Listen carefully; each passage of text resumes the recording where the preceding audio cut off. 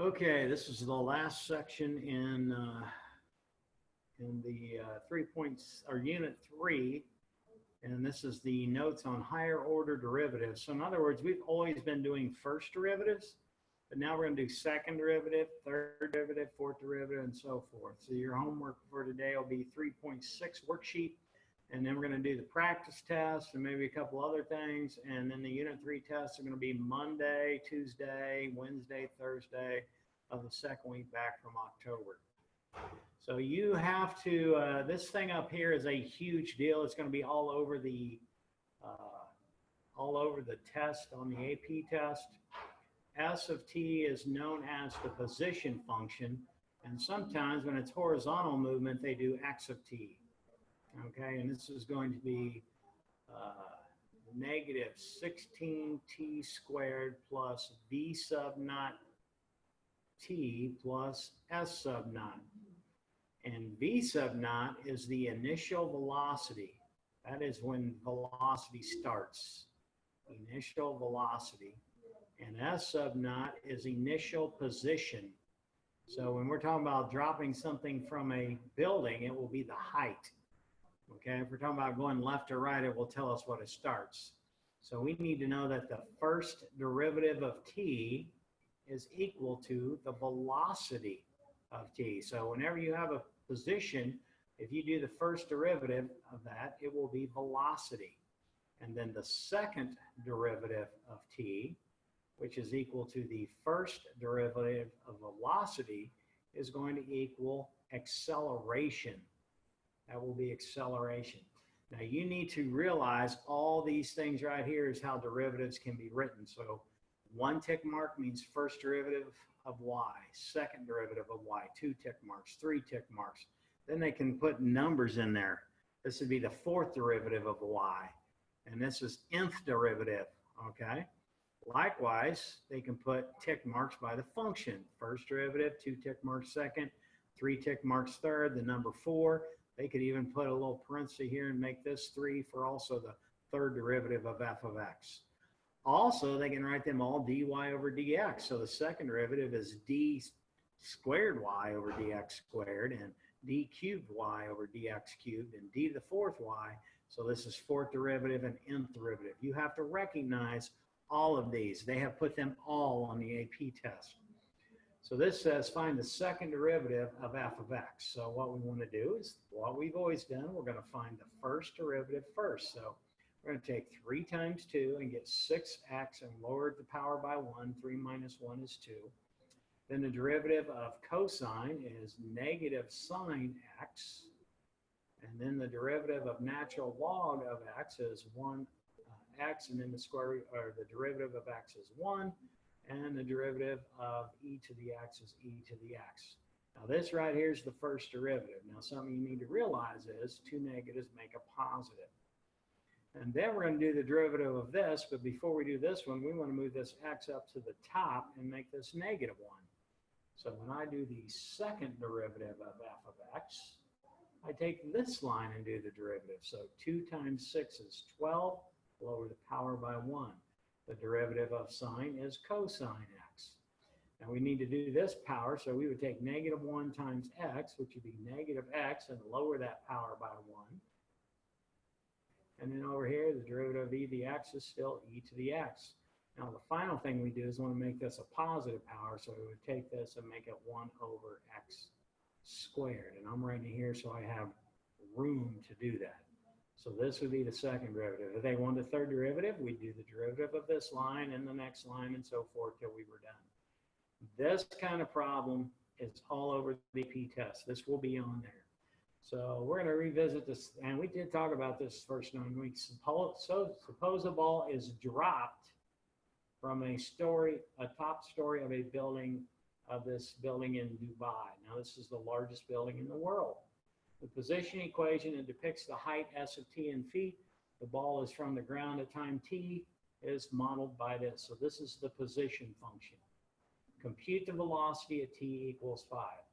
Now, to me, this is not right, because instead of saying the ball was dropped, we should have said, because they've got this negative 10 here, we should have said the ball was thrown down at 10 feet per second instead of dropped. So drop is not the right wording on this because drop would make this a 0. But it should be thrown down at 10 feet per second.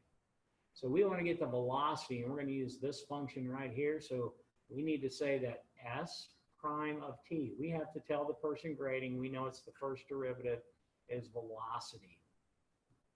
And then we take 2 times negative 16 is negative 32t. 1 times negative 10 is negative 10, and that's 0. Now it says we want the velocity at v equals 5. So we do v of 5, and then we're going to plug in here 5. So we're going to take 32 times 5 minus 10. So see, that's negative 160 minus 10. That would be negative 170 feet per second. And remind me in class to show you how we can do this. We can do this on the calculator. I need to teach you how to do that. Now we want to compute the acceleration.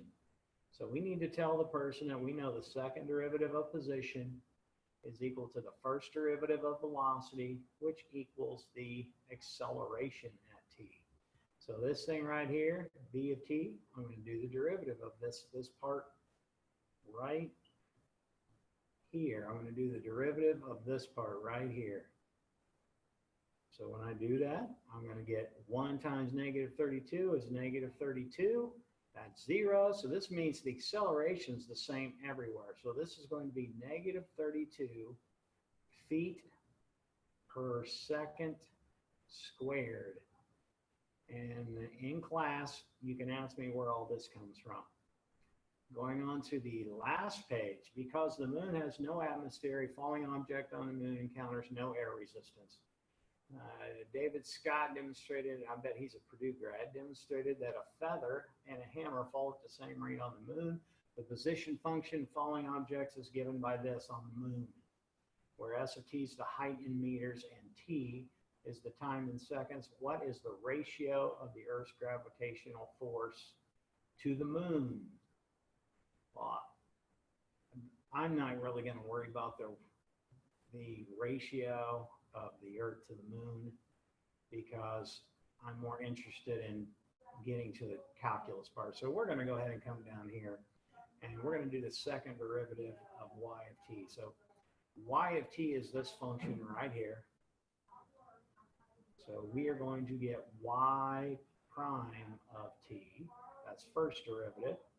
And the derivative of cosecant is negative cosecant t, cotangent t. And we want the second derivative. So now we're going to have to go second derivative of t. And we're going to have to do product rule. So product rule says first derivative of the second plus the second times derivative of this first part. So it's going to be a negative cosecant t cotangent t. And then we go ahead and simplify by doing like terms. So this would be a negative cosecant cubed t. And then 2 negatives make a positive, so this would be a plus. And we would get a cotangent squared t cosecant. Cosecant t. And we could factor cosecant out, but not a big deal at this time. Actually, it kind of is a big deal, maybe. I don't know if you remember this from the good old days of pre-cal. This is an identity right here with the x or whatever you got here. So that means that cosecant squared t minus cotangent squared t equals 1. So if I factor out of this thing a cosecant t, and then I write this part first because it's positive, and this part second, I hope you see that this whole thing is 1. So this actually just equals cosecant of t if you wanted to simplify. Last problem I'm going to do here is this says find the second derivative with respect to x. So this is going to be an implicit differentiation because we have this y deal. So we're going to do the first derivative first. So we get s of x, or 2 times x plus 2y dy dt is going to equal 0. So what I want to do now is solve this for dy dt. So dy dt is going to equal, and I want to subtract that 2x over. Then I'm going to divide by that 2y, and I hope you see these 2's reduce. So dy dt is going to equal a negative x over y.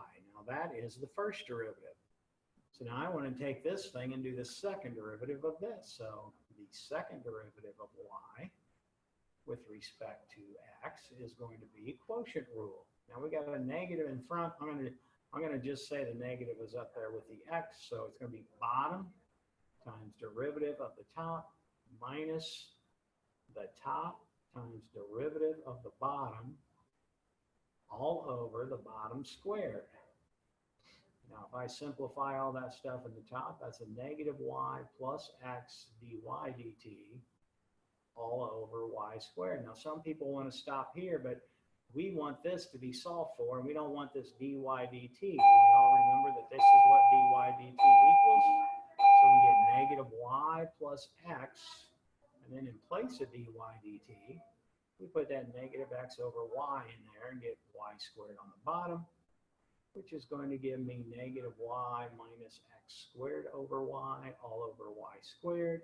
And I do not want a complex fraction, so I'm going to multiply everything by the least common denominator of all the fractions. So that's going to give me, let's see, I'll have a negative y squared minus x squared on top all over y cubed.